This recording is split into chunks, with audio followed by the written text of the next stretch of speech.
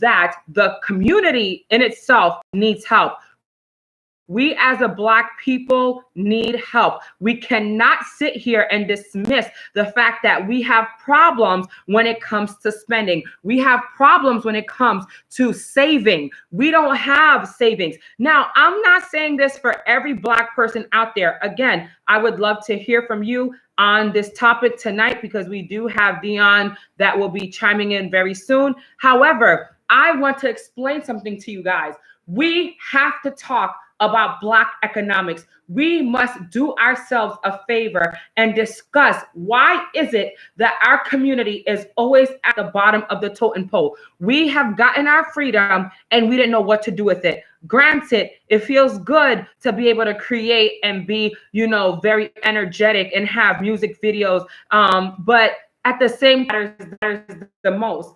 And as I'm sitting here speaking with you on 6 different platforms, matter of factly, I am sharing this information, not because I don't have anything better to do, like I tell you guys all the time, but I care. So that was one of the major reports that I got to see.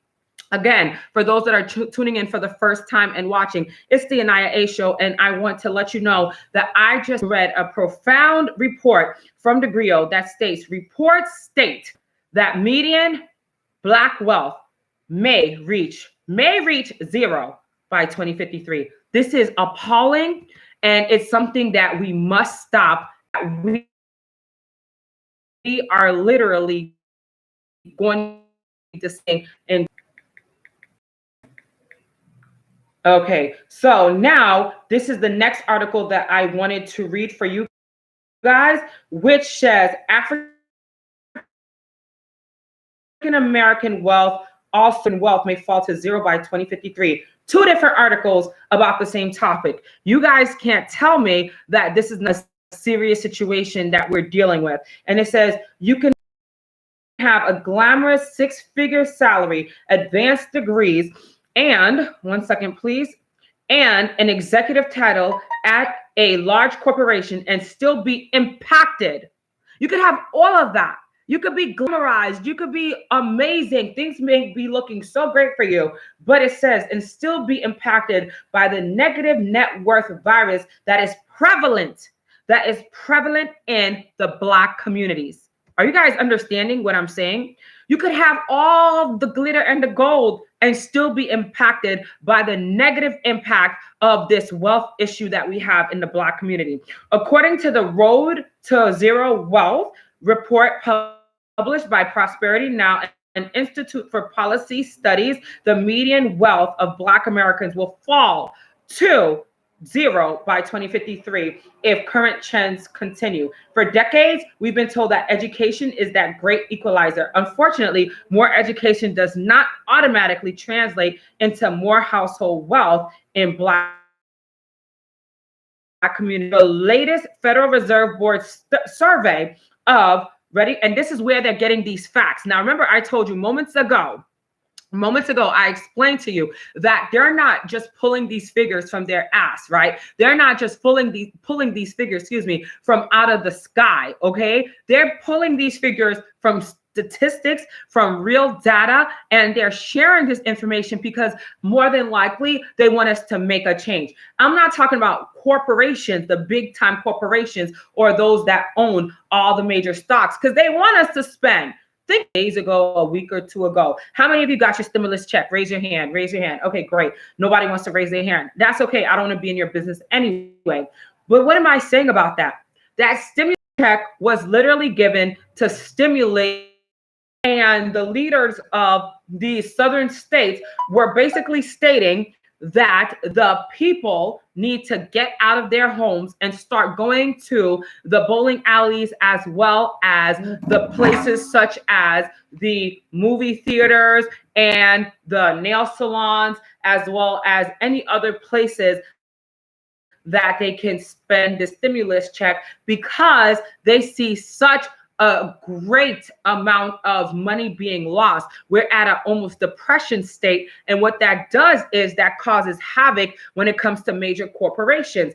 But you don't have to take that stimulus check and do anything with it. You can actually save your stimulus money and your stimulus check, and you can literally do something great for yourselves and your futures. What can you possibly do with that money? You can save, invest stock, right? It's a buyer's market. AniYa A, what do you mean by a buyer's market? Well, I'll tell you what I mean. I mean, you as a person who's interested in possible investments, you can actually go right on, different apps or go on the Dow Jones and see where there are crashes or where, the current rate, like let's say if the rate of stock from Starbucks used to be $87 per share, which I know because I own shares in Starbucks, for example, because I drink so much damn espresso. I don't drink the fraps because they're like really expensive. Anyway, that's another story. So what am I saying?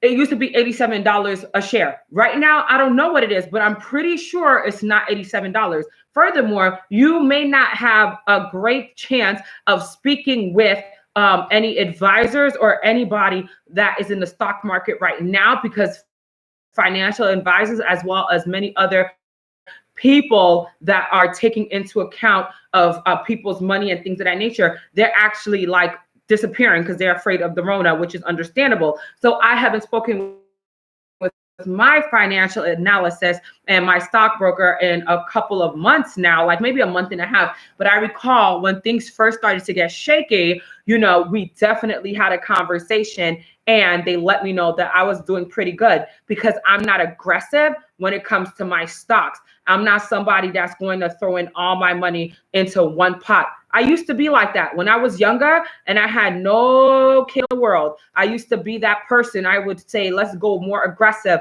Let's, get some more money. Let's, put all our eggs in one basket, basket, because it's not like I didn't know any better, but I knew that I had time ahead of me.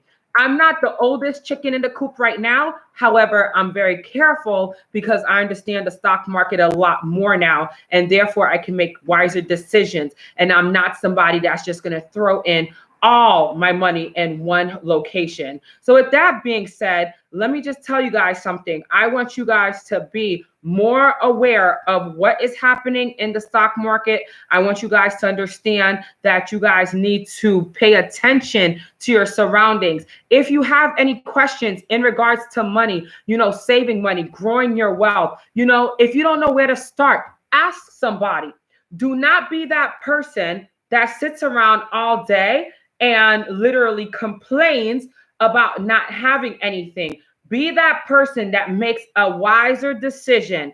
Be that person who says that you want to be somebody and you want to make an effective change, and then do it. Do not sit around and complain all day because that's asinine, okay? Let me stop and let me read this. Hey, Vanessa, just as I was going to read a comment, my girl Vanessa N. Collins joins us. Vanessa, remind us where you are located this evening because I don't want to mess it up. I always say Chicago, but I have a feeling you're not in Chicago. You may be in Detroit, but you may be traveling. So let us know. And I was just reading a message from Gregory Roberts. Gregory, welcome, welcome, welcome. Gregory says, forward ever, backward never. So now I'm trying to figure out, Gregory, are you from Jamaica? Because that sounds like a whole Jamaican, terminology. And I know Jamaica's present motto on their flag and in their country is forward ever, never. No, it's actually out of many, one people, out of many, one people,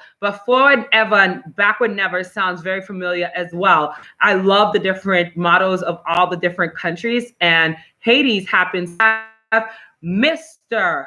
Dion that's coming in live. Trinidad forward ever. Hold on, because I know Gregory Roberts is here. Together we aspire, together we achieve. However, I know that there's a part of that I've seen, forward ever, backward never. It has to be a Jamaican slang, a saying or something. The D, no travel for me. Okay, well, sis, welcome, sister, welcome. And presently we are going to connect with Mr. Dion Powell, who is hailing from the BX, and I hope he's ready for his segment. And listen, if you guys didn't hear anything else I said, we will reconfirm what I'm talking about in just a few minutes. We as a Black people need to get our financial situations together ASAP. Welcome now live, Mr. Dion Powell, hailing from the BX. Your hat looks good. I see you wobbling it and shaking it. Thank you. Thank you for the hat tonight. Whoop, whoop, whoop. What's going on, man? Let's just get right to the point here, because we have a lot of viewers from the Bronx political realm and beyond making all sorts of comments and allegations in the comment section. Where? So I haven't seen anybody yet. You're texting. Okay. Can they join us somehow? Can you invite them? In the comment section, Robert. Hold on. They're in the chatting right now in the comment section. Of this video? Of this video. Where I be talking. Yes, I was typing it through. I don't see none of that. Section of the Facebook. Well, look on your phone. And let me describe this, okay? Go ahead. Let me set this up for the viewers. So you should type too. Type in the room, ask them the questions as I go by this play-by-play. Dion, they should be here commenting. They should be here commenting. I can't see them when they're on some other platform, Dion. Invite them to this one here so I can see. They're not here. I don't see them. That's why you should call them. Welcome. All right. Now, let's open it, okay? You have to be quiet in order for me to talk. All right. So, as a lot of people know, I have a lot of haters running for office and a lot of dirt on me, which I don't care. I'm running for the Bronx 79th Assembly District. All right, Dion Powell. So, long story short, somebody got a political lawsuit against me to knock me off the ballot, saying my signature on my petition was fraudulent. The way it works civically is that you have the people sign a petition that live in the community that are registered to vote in order to be on the ballot. I needed 150. I turned it over 300. They said, the clerk's report said that I had 164 legit, which means I qualified, whereas the lawyer, Slimer, political lawyer, historically knocked people off the ballot, challenged me and said I had 174 violations. So, long story short, I went to the Board of Elections downtown by the Bull, and this another political character, friend of mine, named Mr. Robert Press. Now, a lot of people in the Bronx political game beyond know that he's a roving reporter, right, for different Bronx newspapers like the Bronx Chronicle, the Parkchester Times, the Riverdale Press, etc. And I'd like to give a shout out to Mr. Andy Rubicchio, Mr. Financial Focus, who will be on the show in the future to talk about financial literacy in the future. Excellent. And Professor Emeritus at Lehman College. Thank you. A good friend of mine, and I'm going to shout out to Northwest Bronx Democrats because this is also streaming live on their site to see the truth. I have the tape from the Board of Elections hearing, okay? So I'm there. I got there. Mr. Robert Press was shuffling through his paperwork, and he couldn't even get inside because he didn't have the correct credentials. Whereas I went to my phone. They said, "Sir, who are you?" I showed them my phone email. They said, "Sure, go right in." The security guard started sipping on his coffee as he was giving a hand signal not to let Mr. Press in after all the back and forth. So I get inside. Eventually, after crying and searching on his phone for the information, they let him in. So the security guard scattered him to the board. Now he's saying to the board, "Now let's go to the tape." Shall we, people? Get right to the point. So, guys, for those that are first now tuning in, it's the AniYa A show, and you're listening to Dion Powell, and he's searching for the tape in question. And this is part 2 of what occurred last night. Is it ready, Dion? Do you see it on the screen? Yep, I'm about to hit it. All right. Now, as you can clearly see, this is the Board of Elections hearing board for all candidates that they have to screen the petitions or get on the ballot. Mr. Robert Press has to step to the podium. Hopefully, he can stand up on a soapbox to say it because the commissioners couldn't see him at the time. Now, without further ado,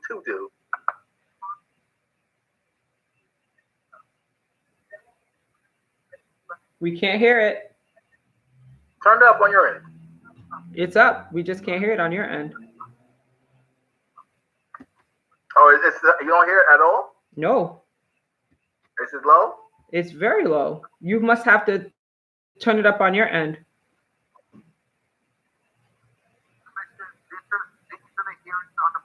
Okay, a little bit better.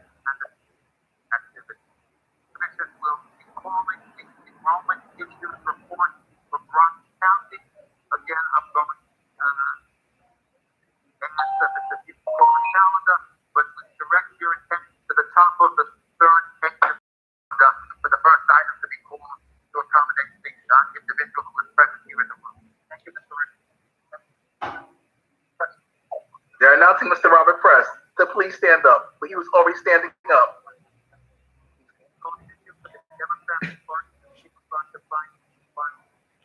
Tell us what's happening at this part. That's me in the background. That's Robert Press at the podium. That's me behind him in total disgust about the bomb in my face mask. There's the security guard. I see the security guard.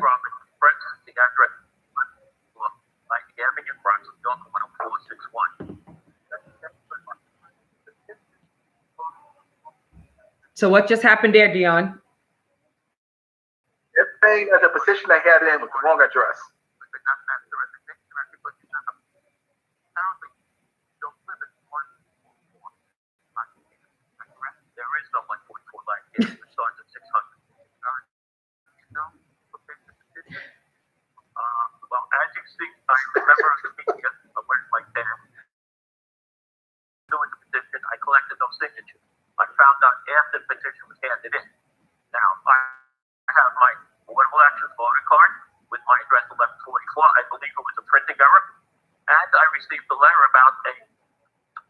Played a video clip of yesterday's event, and I say event because it was nothing short of an event. And yeah, I know. I'm just. Oh, we're back. Show you my address. Address is on all of these documents. You give your consent to be a candidate? Yes.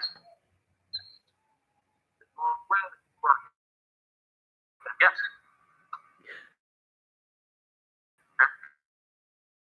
Provide the appropriate and the board should have a letter that I get on March 27th that I was aware of. The question is, if the printer is the statement and Aaron knew about it, again, I don't know what to say. You're telling us the address that the petition. Can we pause it real quick and talk about something real quick? Let's talk about this real quick. So I literally thought Dion was joking. So what is your question? It's no, I was. So last night, for those that are watching, what is it? I didn't hear you. We talked about this situation yesterday. Yeah, so that's what I'm doing. I'm doing the We talked about this yesterday in real time because the Board of Elections hearing was about this on the show last night, and you had myself, Pamela Clark, and a whole lot of people cracking the hell up. And honestly, I thought you were joking. So I'm going to tell you guys the truth. Dion tends to tell stories in such a funny way that he makes me think sometimes that he's joking. But half of the time, Dion J. Powell is not lying. He's telling the truth about situations that are occurring in real time. So as he shared this story last night on the AniYa A show, after our beautiful guest, left us, we did interview Denise Williams last night. Dion proceeds to tell us about his day at the Board of Elections, okay, and the situation that happened with Robert Press. Now, quick little Facebook search because he's on Facebook. And I was like, I know this guy. And his face is always hunched up. He's never smiling or what have you. And so I go this morning at like 6 a.m. to go and watch this video because the whole thing was recorded and Dion provided me ever so graciously with the link. Now, if you know anything about me, I'm going to do my research and I'm watching this like, oh my God. Almost verbatim, what Dion said was what happened yesterday. So what you guys are seeing on the screen on StreamYard, everybody pay attention. It's like in different screens or what have you. And the gentleman in question and Dion are like frenemies. They're like not really friends. They're not like really enemies. They're political frenemies. We're in the know and the Bronx machine. We know a lot. I'll give Robert Press his credit. He knows a lot about the political game. And Mr. Anthony Revicchio was also in the room from the Northwest Bronx Democrats. Right. Okay. So backstory, Robert Press. Yes, give them the backstory, because all I know is you were not lying, and this crap really happened in real freaking time. Go ahead, Dion, share away. Now, what you are viewing here, viewers, on the upper left-hand corner is the commissioners presently, because the coronavirus, they're there. You have the lawyers for the public, you have the public secretary giving information of the documents presented. In the upper right-hand corner, all the commissioners from the board chiming in virtually, and other lawyers and candidates listening in and seeing virtually online remotely. Now, if you look at the picture on the bottom, I'm in the left-hand corner texting Mr. Anthony Revicchio real time on Facebook with proceedings. Now you can see Mr. Robert Press trying to stand up at the microphone several times to please, sir, please stand and talk to the microphone. So I can inform that he wasn't interrupt. Then behind Mr. Robert Press's left-hand shoulder is a security guard that was told to watch out for him.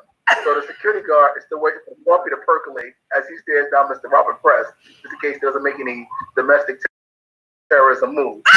And his gun is on his lower right side, which you can't see at this right, but he's also grilling Mr. Said Press. Oh my God. Go ahead. Play the video game. As you can clearly see, Mr. Press got it. Mr. Press got his address wrong on the paperwork, thereby trying to fool the commissioners. But seeing as though him and I have so many political enemies in the Bronx, they found it out and they reported him too. But keep in mind that he threatened the commissioners publicly by flashing his press pass, his press moment shield. His name is Robert Press, he's from the press, and the commissioners were confused. So hopefully he will continue and he can explain himself. Go ahead. Keep going. A printing error, allegedly. But wait, how is it a printing error when he didn't even know that he even sent the documents in? Robert Press, we need answers. First of all, wait, this is what I really have a problem with, Dion. First of all, the man is the one that sent in the document. Then he doesn't know that he sends in the documents. Then the street addresses start off at 600 and not 144. We need answers, Robert Press, because we're clearly pressed for time and we're a little confused. What I did there? Go ahead. Sorry. That's right. He was pressed for time, and Robert Press is currently in this chat room. So if any of you viewers want to ask him, Revicchio is also trying to grill out so he can explain himself. Now, I'll just give you a play-by-play. They asked him, Mr. Press, clearly, did you fill this paper? Is this, hold like a tip behind him? And I'm laughing at his mask, in my mask, by the way. So let's go back a few steps here because I think you guys missed something, okay? Okay. All right. Play it for the people, Dion. Play it. Here we go. They're asking him. And the board should have a letter that I get on March 27th that I was aware of this. Well, I guess it's proper. Required to file a letter with the board. Well, you go was closed at the time, and I was told to file a letter.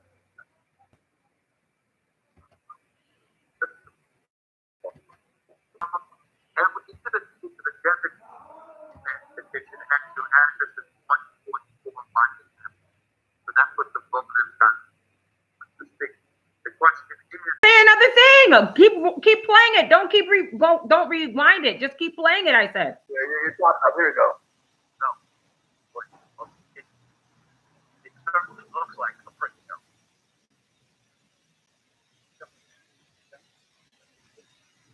Yes. And again, 11:44.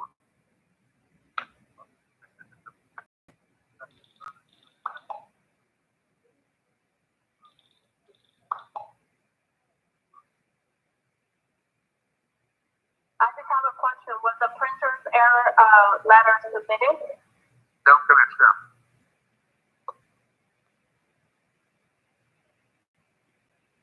I move to adopt that matter as stated in the enrollment and YouTube calendar.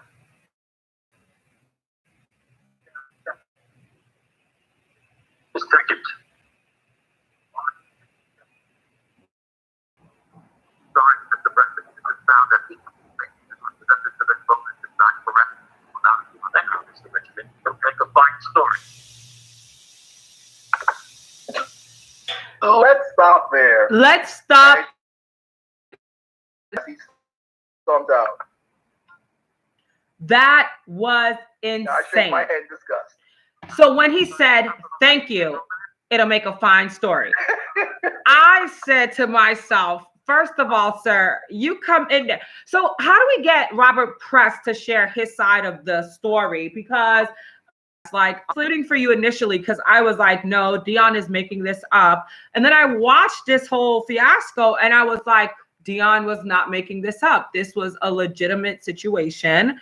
And I had never seen anything like it. And I could not stop laughing. But then to threaten them with this will make a fine story, you don't have a story. Like, sir.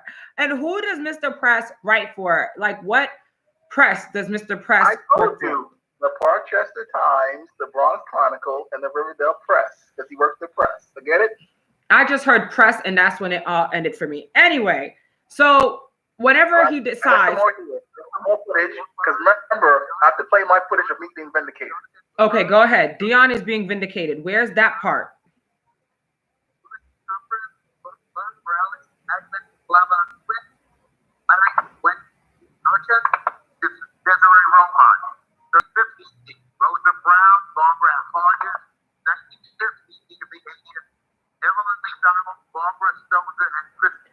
Right now, I'm finding footage.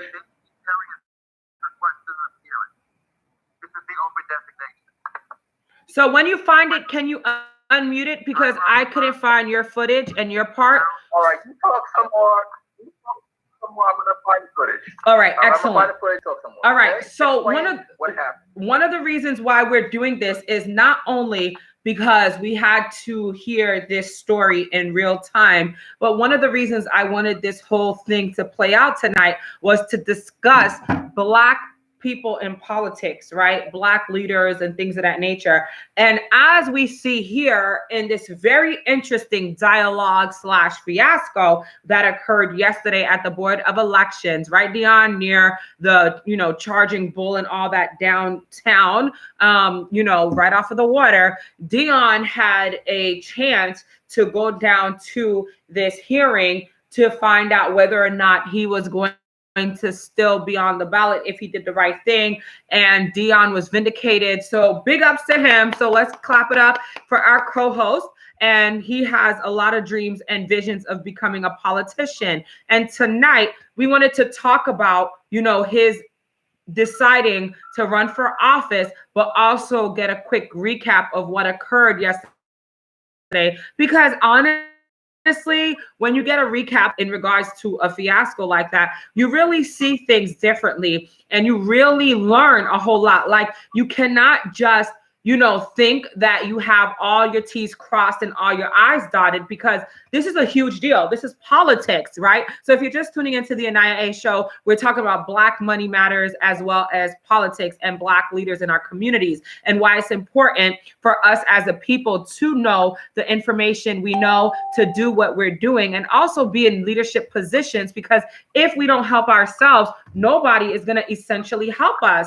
And so the reason why Dion recapped the entire episode from yesterday and played it in real time for us is because, number one, again, I really thought that Dion was lying. There was like no way that this occurred the way he said it went down, but he wasn't lying. He was telling the truth. And this really happened the way Dion stated it happened. So that's one. Earlier in the show, we talked about financial issues. So real quick, Dion, I have to recap for the new viewers and those that are just tuning in. I wanted to share that you guys can go on the Griot to find out the information I read about tonight, which happens to be a really profound article. I read two different snippets from two different articles, but let me tell you real quick, I am blown away with the fact that it says if Black people continue on this trajectory, by 2053, Black people will have zero median. We will be debt poor. We're already at a disparaging number, but by 2053, which happens to be less than 4 decades away, we will be at a zero median. So you could find one of the articles on Black Enterprise, and that is written by Charlene Reinhardt, dated July 12, 2019. And that is African American wealth may fall to zero by 2053. That was the first one. And the second one was July, I want to say 14th, written by Don Onley. And it's basically sharing the same type of information on the griot. So with that being said, if you have any questions or concerns about those two articles written about Black wealth or the lack thereof, definitely reach out. But again, a part of the show tonight is literally discussing politics and leadership because Dion was vindicated. So congratulations again, our dear Dion, for being vindicated and for the fact that you literally had all your T's crossed and all your I's dotted. Let me ask you something, Dion, because now let's get a little serious while you're looking for your footage. How did you come to know that you wanted to run for office? And has this always been a passion of yours? Talk to the people. Well, I'm glad you asked. It all started in college. College you find yourself allegedly. So in college, I started my own club, and I was so popular that this white boy, what happened was he lost student government the first time, and he was by himself a president, and he lost because they had a whole slate. A slate is when you have positions from president on down to the Senate or Congress, and vice president and treasurer filled out. So he lost. But he saw my club so popular, we got cool. Like, yo, listen, you got to run for vice president with me because I need to win. Whatever, I'm black, whatever. I saw this big club that's popular on campus. Sci-Fi Games and Anime Club, SGA Club, still exists. And so we won. We had a slate and everything. So when I did student government, I was like, wow, this is great. I was like the president of the college's right-hand man, and everybody knew me some more. I had a budget to control the clubs, and I was getting paid a stipend a month. Basically, the antics I did in student government in college, I would go to jail for today in real politics. Thank God I went through that experience. Pretty smart. Then later on in life, I left. I went to graduate school, and there was something called New York State Young Democrats. And I went to Somos and Caucus Weekend in Albany. I didn't want to do politics more, student government. So she's like, no, Dion, you must say, I like your style. I'm the first black woman president of New York State Young Democrats. I need a black man like you to join it. Whatever. I said, okay, I'll think about it. Then my man, Greg Smiley, who's another friend of mine, he helped start the NAACP chapter of the city college. He's like, yeah, you got to join this. Get into politics together. We were in student government together. I used to be the co-chair of the New York State Young Democrats Caucus of Color, because we're in charge of the black people, colored people of the caucus. So I did it. I said, fine. It was fun again. And, it was great. Then the Bronx, like, listen, we need a chapter in the Bronx because they had chapters in all the boroughs, Manhattan, Young Democrats, Staten Island, whatever. So what happened was my man Joel Rivera was running for office. And so I was like, I'll join. I'll be at McGambie and whatever. So the Bronx Young Democrats was forming. And of course, everybody in New York State Democrats knew who I was. They didn't know them. So we had people from Westchester. His name is Michael Gilbert. I'm cool with. He's the president. He ran Westchester, a big dog. And this other girl, Stephanie Hauser, who ran for office in Rockland County. Two big dogs coming to Bronx for our meeting kickoff. Hey, Dion, right? Whatever. I had a little hate on the side of always in the Bronx politics. They knew me to interact with me and nobody else. Asking me questions what's going on. And so I said, okay, fine. And then I did it how I worked out in the Bronx Democrats. They tried to cut that backroom deal with me to not run for office in the organization, and then they lied after I didn't run. No story. And this is college. This is during your college years, correct? Still. And what was your major in college? Graduate school. This is like when I'm starting my career. My major in college was film and video and communications. That's why I'm on this show with my skill set. So I'm out of college and graduate school, whatever case may be. So I started my career. So the Bronx Democrats goes on, and I actually, Michael Corbett, another guy I knew from Labor Caucus when I started out years ago, he ran president. And so I ran for chair of the Caucus of Color. So I met some cool cats, Macy and some other people, and was doing that. Then my friend Joel lost twice, so we got a taste of the Bronx political machine. And so, again, I was interested. We lost twice. I was the treasurer. I was the campaign guy. I was like, I'm not doing this again. So what happened was Michael Blake was an insurgent at the time. He won miraculously in his campaign to be a politician. And so what happened was Joel was like, Dion, everybody, Blake's friend Will was like, Dion, you got to get involved with Blake. Joel was like, yeah, you got to get involved. I'm not doing it. So he won. I was like, you know what? It's not for me to get back in the band. He's an insurgent. I'm an insurgent. I'm going to help this black man do what he has to do. So I volunteered for 2.5 years. I did my graduate thesis in the office. Then he brought me aboard as an employee. because as a freshman assembly person, it's like you don't have much of a budget, and people, it's a hard term. You don't get paid much, but you work a lot of hours. Do you guys do? Seeing as though I was born and raised in the Bronx, I love my job. Working 80, 90 hours a week for free. Then got put on payroll, making $24,000 a year, working 80 hours, 100 hours. I love my community, going to meetings, interacting with my community, getting resources, doing what I got to do. So then, waiting in the political background, you always know you have to wait for somebody to leave or die. Those are the three things to get into politics. It's true. Unless you're crazy like AOC and somebody sleep at the wheel, you blame recklessly. So what happened was city council was up. Like, this is 2018. Now listen, I said to everybody then, because I'm crazy, right? I said in 2021, there's going to be nearly 40 vacancies in city council. And the mayor's up. And the comptroller's up. If me and you guys, some young Democrats, everybody of color and political game get together now, we could take over New York City from mayor on down. Everybody's playing, Dion, you're crazy. Dion, I'll think about it, I'm not sure, blah, blah, blah. So I was visionary. I was listening. We all got together. We take over New York. Simple. Everybody, that's a great idea.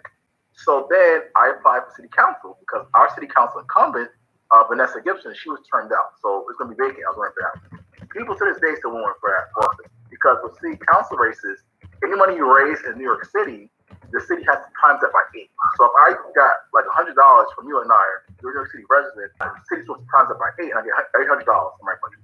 That's why everybody wants to run for city council. And city council in the city, it's easy to get to, and you make $100,000 doing this, plus other perks.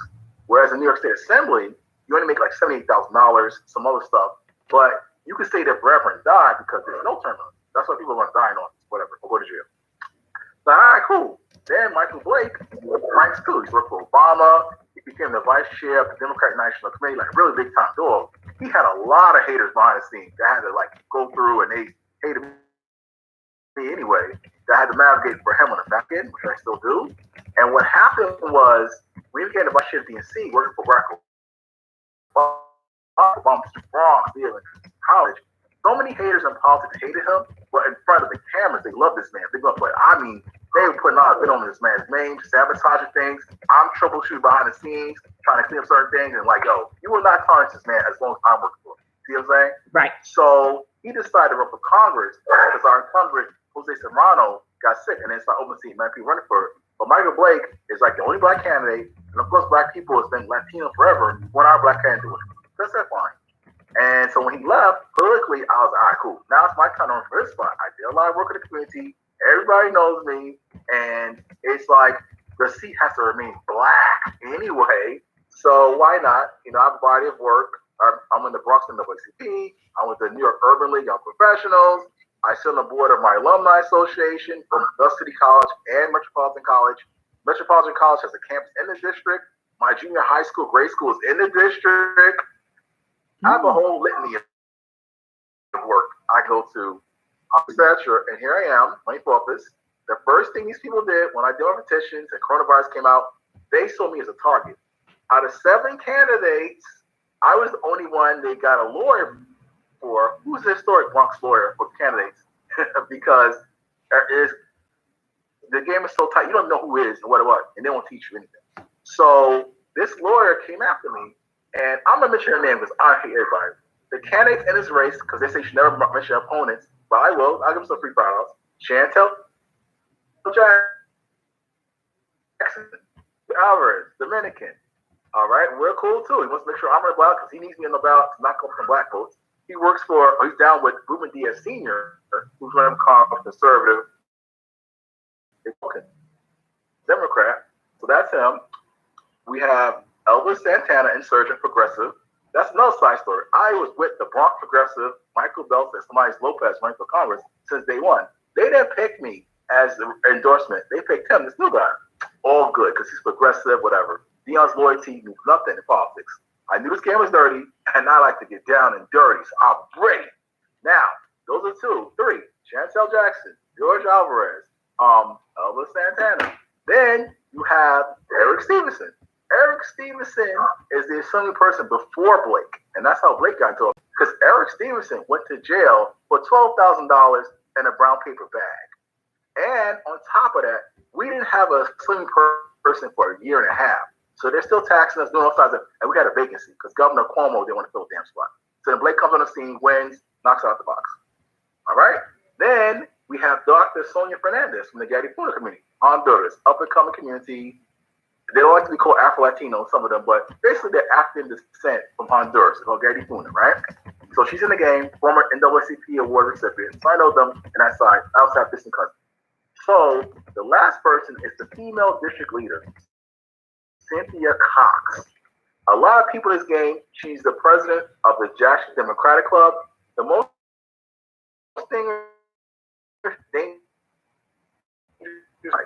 and we all know that's how you win. And that's how they flip the script on you. Democracy, is it really existing? I'm not sure. So I used to be a member of the Jackson Democratic Club. This lady's a dictator. Several left. They just don't like this lady. But every time in meetings, when I speak, everybody listens to me because I know too much. And she chimes in about her health products and what the Bronx Democratic County wants to do and what we want to do. So the members were upset with her one day. They said, listen, Cynthia Cox, we're doing all this work for the Bronx Democrats and the Bronx Democratic Party. But they don't even come to our meetings, and they don't even do anything for us. So why should we keep doing that petition if you care that we get the most petition signatures in the Bronx, and we're the Black Democratic Club of the Bronx? She's like, well, you have to go find them. You have to go to the community board meetings. You have to go to this meeting, and then you take the pictures with them. You have to do some work. And these are old timers retired. How are you going to tell them that? So they asked me, what should we do? I said, well, you can either leave, or you have to vote her out or make a change. So they actually did a petition to vote her out, because guess what? I say this all the time.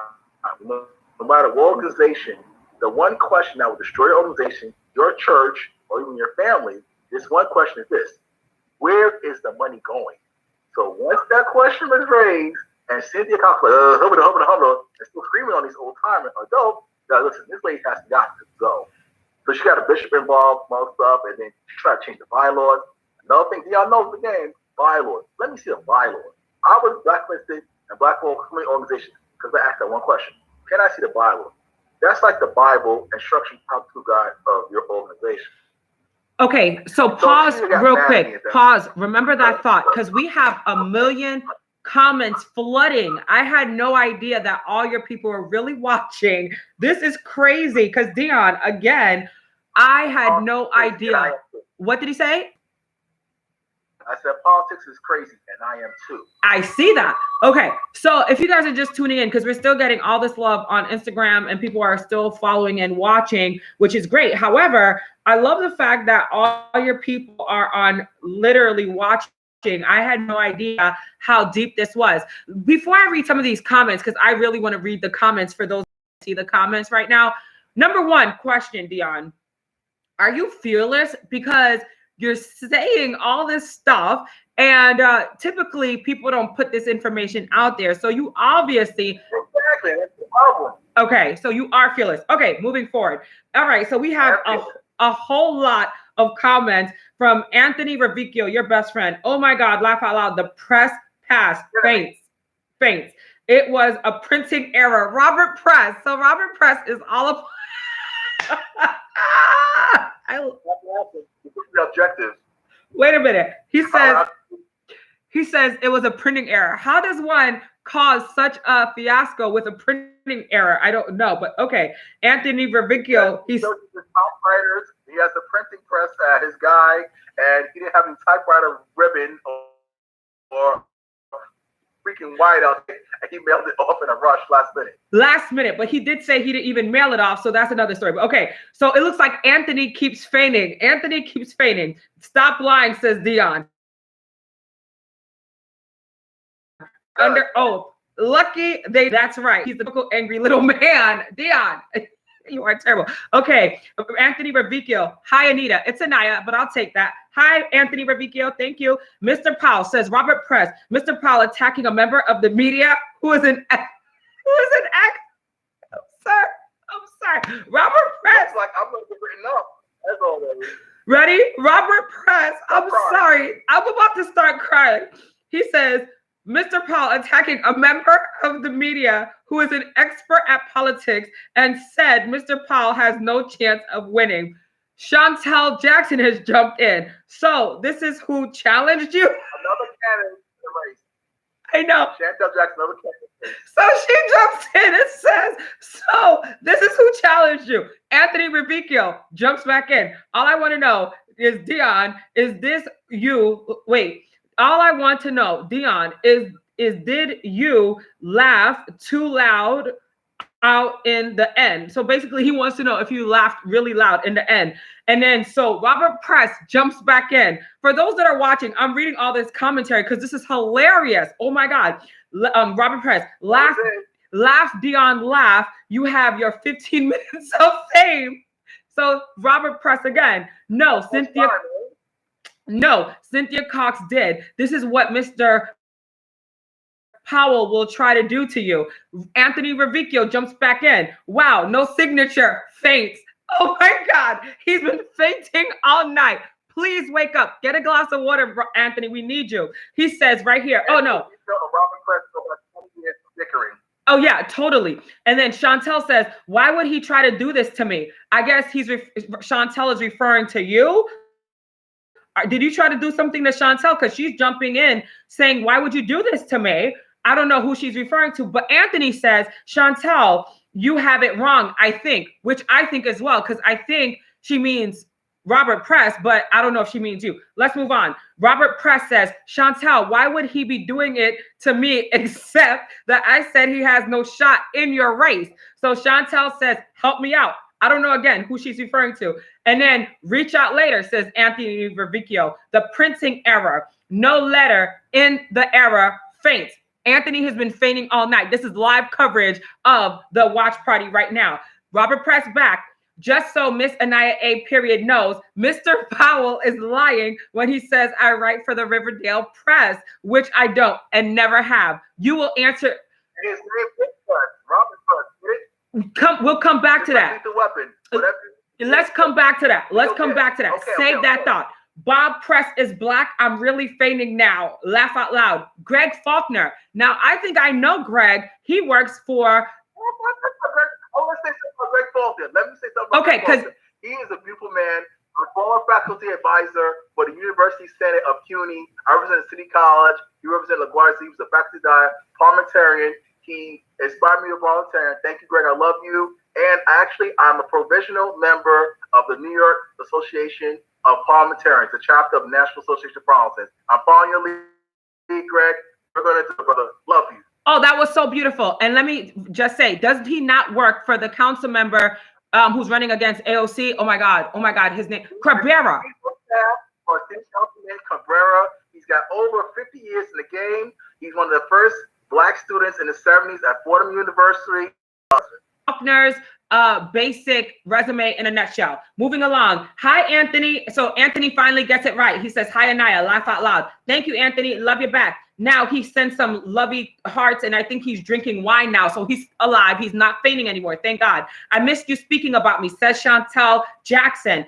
Anthony comes back. Maybe the hat is on a bit too tight, Dion. Okay, Robert Press. Robert Press comes back, Dion. Let me see that right now.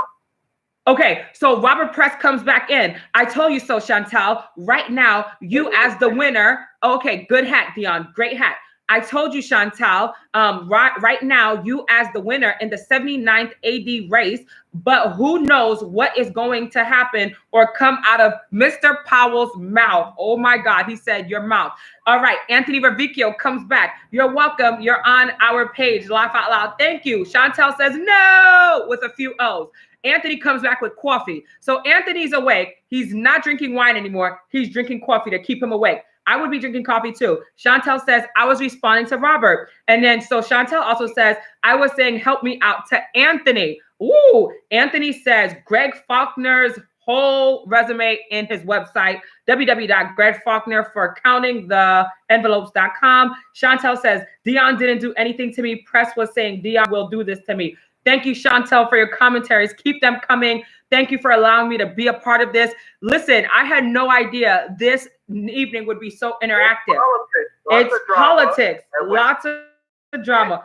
Anthony fainted again. Anthony just fainted again. Anthony just fainted again. I can't. We have, oh my God, I am able to tune in on time. Welcome. Alexis, honey, you don't even know. Join us on the real live thing anyway. This comedian in 2053, Alexis, but I know you're smart. Or would you like to continue your story? Because either way. I have a lot to say about what's going on there. What happened is when Anthony Revicchio finished, that means he's having too much excitement. The next thing is anytime Anthony Revicchio mentions envelopes, that means money in the game, that he needs to get paid. And a whole bunch of stuff.